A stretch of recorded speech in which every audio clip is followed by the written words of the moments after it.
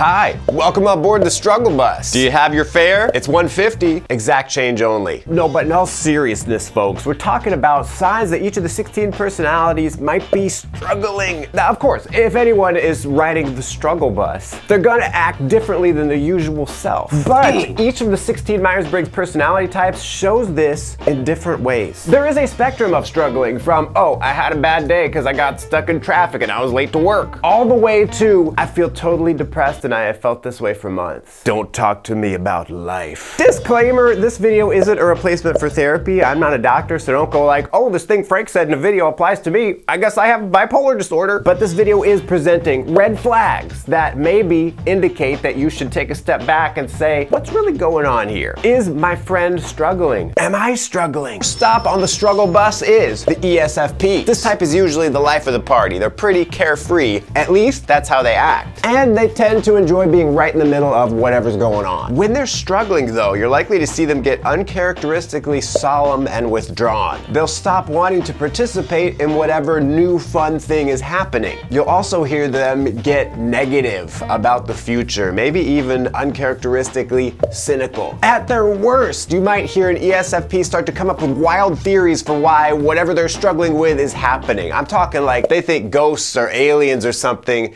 is haunting them. Are haunting them?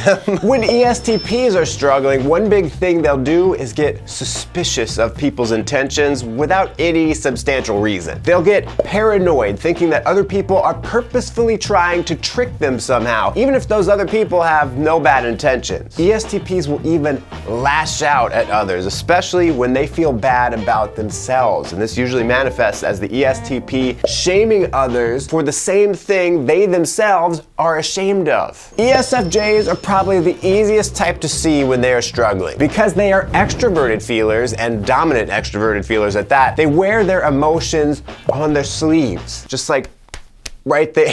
If an ESFJ is struggling, they will openly express what they're feeling, oftentimes processing their emotions out loud in real time. That's what extroverted feeling does. And while this sounds healthy, and talking about what is bothering you is definitely the healthiest way to deal with a struggle, sometimes the ESFJs take it too far and they'll just kind of like explode with emotion. They'll just be like overwhelming everyone around them with a dramatic, if not hysterical, outburst. ENFJs also have extroverted feeling dominant, so they are usually pretty open with their emotions and struggles. But having introverted intuition as their second function causes them to be more aware of how their emotional expression might negatively affect others or themselves in the future. So they tend to be a bit more guarded. The thing to look out for is an ENFJ trying to hold in their emotions like a boiling pot ready to boil over. The edges of the pot. The ENFJ who is struggling might be like, this is fine. And they'll say it with a big smile, but there'll be tears streaming down their face. When you lose something you cannot replace. Frank, you're gonna get a copyright claim. ISTJs are very private with their emotions, so it can be a little difficult to get a read on what they are feeling at any time. Happy, sad, whatever, hard to tell. But the most obvious sign that they are struggling is that they obsessively try to fix something in their environment. Like they'll say, well, let me do some maintenance on my bicycle. So they'll go work on it for a while and they'll be like, nope, I can do that better. And they'll take like 8 hours doing and redoing this repair that should have only taken them like an hour. What's happening is they feel out of control with whatever they're struggling with.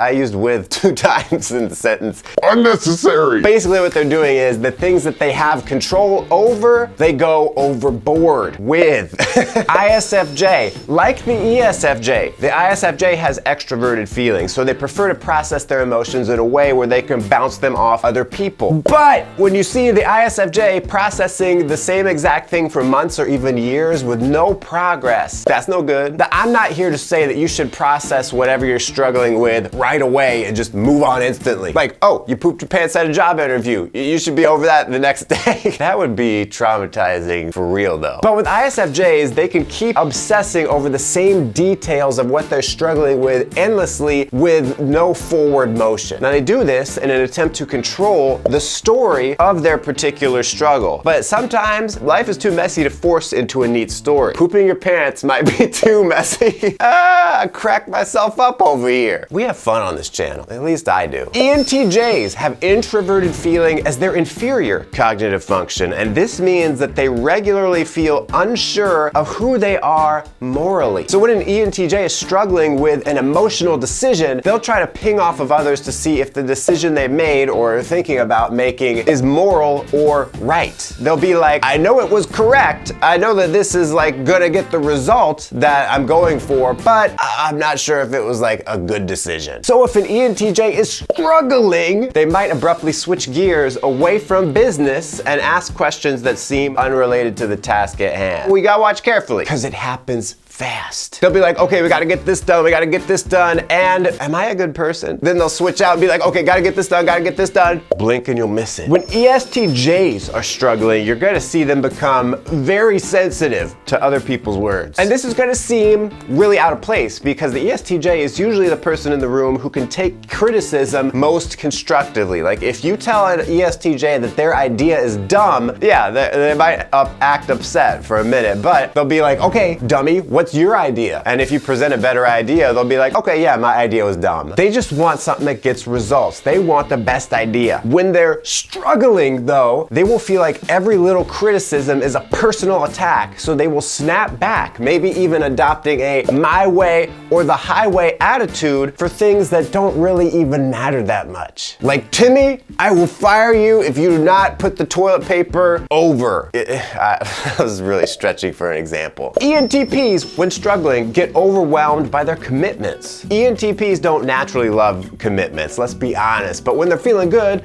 they can handle them. When they're struggling, however, they start to flip out. Every commitment feels like part of the problem they are struggling with. It feels to them as though everything and everyone is conspiring to trap them somehow. So they may shirk their responsibilities, either intentionally or simply due to feeling overwhelmed, as a way of trying to feel free of their struggle, even if it's completely unrelated. Similarly, one of the biggest stresses for ENFPs is being anchored down, being forced to do one task, job, or thing for very long periods of time. You can tell an ENFP is struggling when they start to quickly uproot even long-term commitments or interests to do something new. Maybe they're struggling so much that they decide to just, move across the country. Maybe they randomly quit their job without much thought into, how am I gonna deal with the repercussions of that? ENFPs normally love change and trying new things. Like, ENFPs will get up and move across the country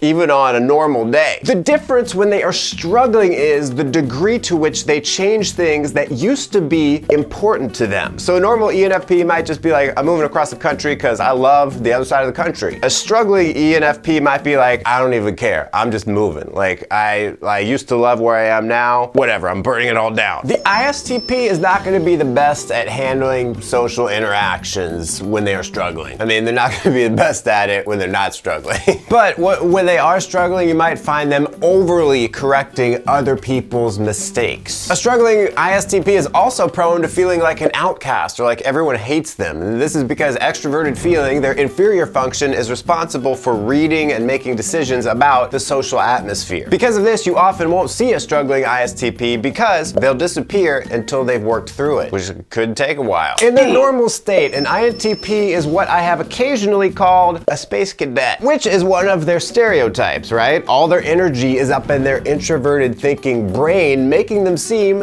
disconnected from reality. When they're struggling, this gets really bad. INTPs go from this charming, absent-minded professor who, oops, I accidentally put my Nintendo Switch in the refrigerator, to them being a shell of a human being. Struggling INTPs get so distant. They'll just go through the motions of life like a robot. It's because on the one hand, they don't feel comfortable talking about their emotions. On the other hand, their brain is in overdrive trying to find the absolute perfect solution to their problem. Because INTPs don't just want a solution. They don't want to just like move past it. They want to find the absolute perfect, correct solution, which they could struggle with for a long time. ISFPs, when struggling, will usually double down on how they feel and be quite closed off to how that affects others or even how it affects other areas of their own lives. Due to their inferior extroverted thinking, struggling ISFPs will often make decisions that feel good in the short term but don't make much sense in the long term. They'll be inclined to make a purchase without thinking about their budget, or tell everyone they know that they're starting a new project or a new job, only to drop it a few days later and then start another one. INFPs are a tough read when they are struggling. I know, they get a reputation for being these depressed, mopey people even on a good day, but that's not the full story. Because INFPs have introverted feeling, they're not usually an open book who's just gonna tell you what they're really feeling. One weird thing that often leaks out when an INFP is struggling is that they will beat themselves up over any small mistakes they make. You'll see them get really stressed over things that usually wouldn't bother them that much. They might forget to wish their friend a happy birthday, so then they have a meltdown where they go on and on about how they're such a horrible person for forgetting. For an INTJ with inferior extroverted sensing, when they're struggling, stuff like cleaning their room, taking care of their bodies, and spending time with others goes out the window until they feel like they're back in control of their lives. A lot of INTJs out there may be thinking, Frank, I'm not struggling and I do that every day. The difference between normal INTJ tunnel vision and INTJ struggle vision is that normally an INTJ is like, oh, haha, yeah, I guess I've been in my room for 3 days. Let me text a friend or eat a meal or tidy up my desk or something. Let me come back a bit to reality. But when struggling, it's just like the rest of their life goes up in flames while they try to solve the issue. INFJs are usually more comfortable expressing their struggles openly than INTJs are. There is a reason that statistically many therapists are INFJs, because it's one of their strengths to be able to process emotions and guess where those emotions came from and how they might develop in the future. But INFJs can also head down a much less healthy path when struggling. INFJs have extroverted sensing as their inferior function, just like the INTJ, and because of this, they can find that in times of struggle, reality itself becomes